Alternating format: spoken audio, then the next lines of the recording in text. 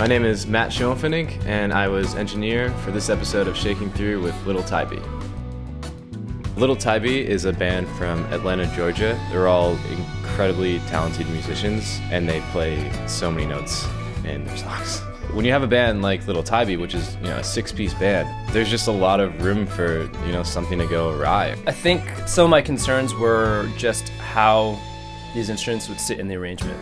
As a producer, my role was to just kind of organize the parts, the arrangement, and the process of tracking in that day. So for the basic rhythm track, let's keep it simple. Let's drums, bass, Brock's guitar. That'll keep the rhythm between you guys really tight. Your vocal will still guide everything along, and then once that's awesome and super locked in and feeling good, you guys can overdub like crazy. When everyone started getting set up for the basic tracking, they kept referencing a click tempo. So what tempo did you count at the very top? What was that count off at? 98.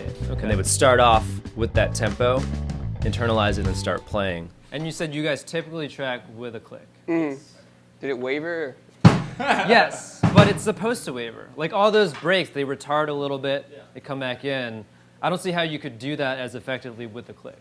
Well, we traditionally do it with a click, and it just makes it easier to kind of zoom in and make sure things are exactly. And I feel like maybe we could do some subtle retards if necessary, even with a click. I mean, I think the reason John and I were opposed to the click is just because the chemistry of how they played together, and they were just really good at playing off of each other and kind of knowing when to pick things up and knowing when to back off. When you're in a band and you can do that with 6 other people or 5-6 other people, that's like a skill. That's something that shouldn't be squashed by a click track.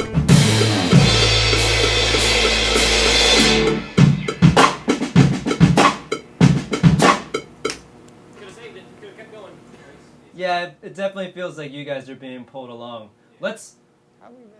I'll indulge your request one more time with one more slower tempo. Okay. And this happens a lot, honestly, that we could be in there being like, this sounds great. You guys don't need a click track. You guys are playing it great together.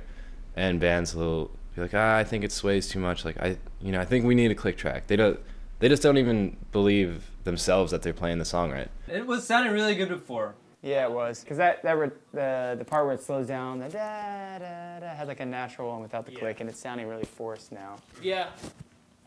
All right, should we just abandon it? I think we should go back to what we were doing. All right. Scratch click.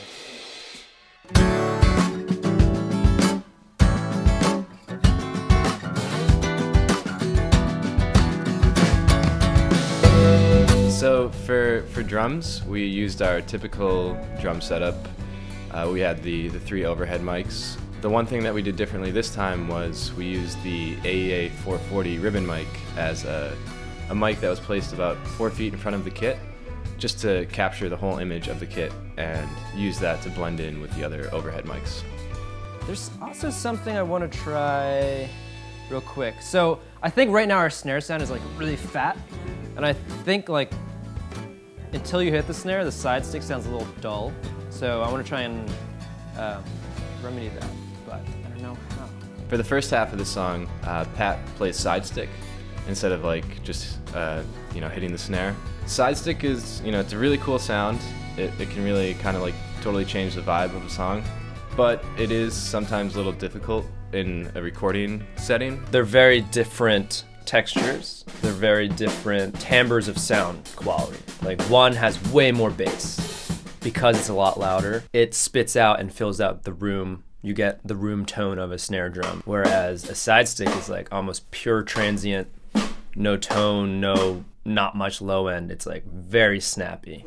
I think it's an improvement. I'm just gonna move it a little bit. We use 2 different types of compression for the snare top mic. So the first half of the song, when he's doing the side stick, we ran it through the distressor with the fastest attack possible. And then what that did was totally just squash the transient and kind of put it down more in a manageable place in the mix. And then in the latter half of the song, when he opens up and starts to play the snare drum, we use a more moderate snare compression that is more typical for that kind of song.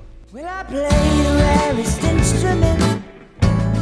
As my fingers twist the God's notes that long decay, as the lights fade away. So Josh's 8-string guitar is is really kind of insane in so many ways. It's very fluid. He puts together so many different techniques, lots of tapping, lots of like slapping and like in all of his fingers on his picking hand to play a ton of notes.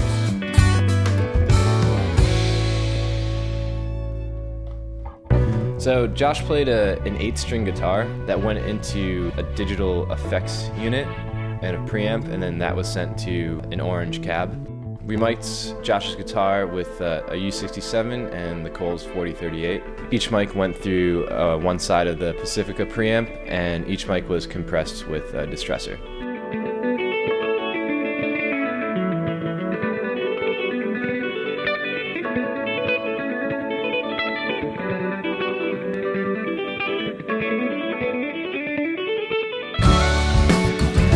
The thing about electric guitar really is it is one of those things that you put a mic in front of it, and whatever you're playing into the mic is what it's going to sound like, pretty much. If you know what particular sound you're going for, you pretty much better get that sound out of the amp. Where's your tone knob right now on your guitar? I can push it up. It's a little down. Yeah, can you open it up just a little bit? Yeah. And let me hear it. Yeah, let's roll with that. In the room, it should sound like something that you really want to record. But at the same time, it has to be well represented, and it won't sound like that through the speakers unless you're like trying to get that sound, because you're filling up the room, you're feeling the power in the room, the resonance in the room, the fact that it is moving air in front of you. It sounded pretty great. Yeah, come on in and let's listen through to some of that. Especially if you're close miking, moving a mic half an inch makes a big difference in sound.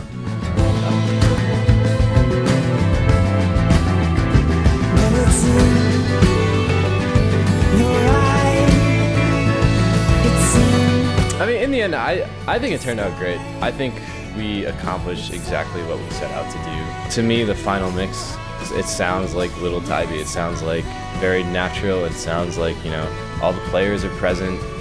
It just feels like the band as a whole.